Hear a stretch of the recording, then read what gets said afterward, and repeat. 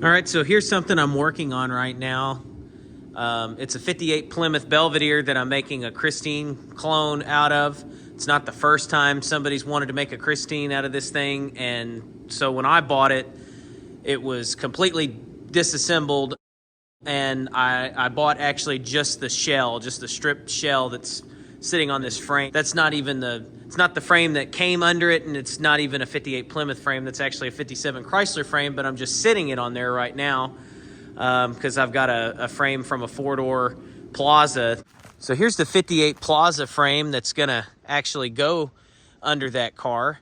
Unfortunately, it's not as nice as the 57 Chrysler frame, but I can't use it because they're like 9 inches longer and not at all the same where the bumpers mount.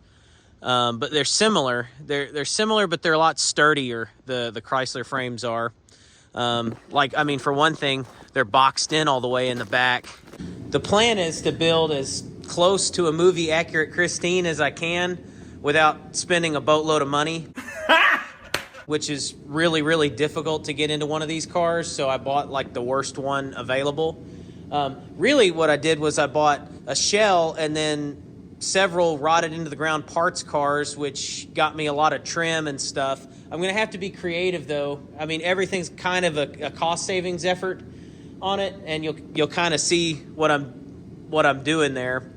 So instead of going for the 350 Golden Commando or even like any other original motor for that car, I'm going with a 440 that I pulled out of a motorhome. So that was interesting. If you're looking for a big block Mopar and you're not crazy concerned about making a lot of power out of it, I really recommend a motorhome just because they were generally taken care of, and usually it's the camper part that goes first. And so this is like a 70,000 mile motor, and I know it runs, so that's good. But that was kind of a fun process, actually tearing apart that camper. I say it was fun, but it was really like a lot of work, but I did enjoy it. Speaking of cost savings, I actually just picked up these seats. Look how cockeyed he looks, Pepper. They're out of a 67 Buick LeSabre, and I'm gonna run them pretty much exactly the way that they are. So the last 2 years has really been parts collecting as I stripped various parts cars. And bought and sold parts to get really what I wanted. Got a mess of parts strung out absolutely everywhere, and I need to get stuff off the ground or I'm going to end up stepping on something. One thing I did go ahead and buy was these fiberglass bumper wings because I knew I was not going to spend $4,000, $5,000, $6,000 on an original set.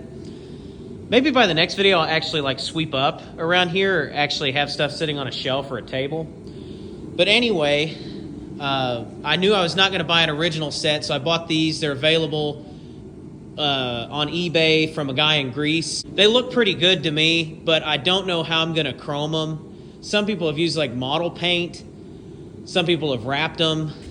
I'm not really sure what I'm going to do. I know like all modern cars have like fake plasticky chrome that actually has a mirror finish to it, so I might look into some options for that to chrome them, but that's a much later detail.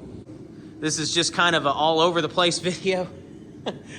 I don't know if anyone will watch it, but I've got a whole 14 subscribers right now, so I hope at least 2 or 3 people watch and enjoy it. If anything, the YouTube video series might be helpful to me to kind of document what I'm doing and see where I've gone with it.